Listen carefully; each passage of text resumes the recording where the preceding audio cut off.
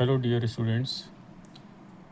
Today in this video I will discuss the points given in your book about resistance to the Delhi Sultanate. जो दिल्ली सल्तनत थी उसको किन किन राजाओं ने उनसे मुकाबला किया और अपने किंगडम को बचाया बहुत लंबे टाइम तक, तो इसको रेजिस्टेंस बोलते हैं। यानी कि दिल्ली सल्तनत या दिल्ली के सुल्तानों ने ख़ुद या अपने जनरल्स को भेजकर जो हमले कराए, उसको जो अलग अलग उस टाइम भारत में, इंडिया में जो भी अलग अलग डायनेस्टीज़ थी, उनमें से कुछ डायनेस्टीज़ ने इसका विरोध किया, इसको अपोज़ किया। तो पहला प्रोमिनेंट जो नाम आता है डायनेस्टी का, वो है the eastern Ganga dynasty. India के ईस्टर्न पार्ट पे, जहाँ हम देखते हैं आज उड़ीसा, वेस्ट बंगाल ये हैं, और इस जोन में जिसमें कुछ पार्ट आंध्र प्रदेश का भी आता है। तो ये एक इम्पॉर्टेंट एग्जांपल है कलिंगा।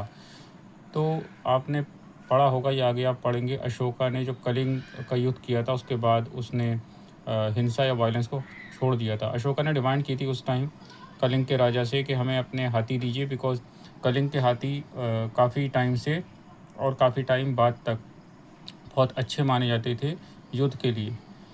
सो पहली डायनेस्टी जो थी जिसने रेजिस्ट किया दिल्ली सल्तनत के हमलों को, वो थी द ईस्टर्न गंगा डायनेस्टी।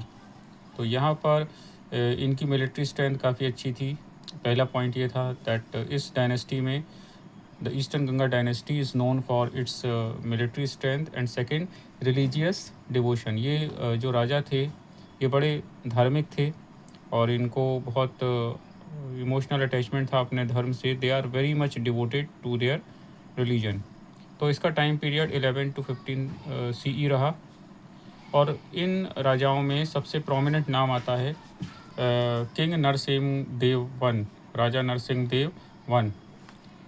और ये सबसे इम्पोर्टेंट नाम है इस डायनेस्टी में, जिसको हम ईस्टर्न गंगा डायनेस्टी कहते हैं, क्योंकि इन्होंने जो भी मिलिट्री कैंपेन्स किए या अपने जो भी मेजर ऑपरेशंस किए, उसने जो फ्रंटियर्स थे, जो इनकी सीमाएं थी डायनेस्टी की, गंगा डायनेस्टी की, उसको बचा के रखा।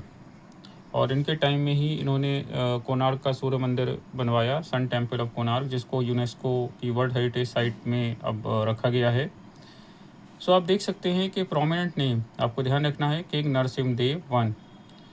और इसने अपनी किंगडम को दिल्ली सल्तनत के जो हमले थे उनसे बचा के रखा।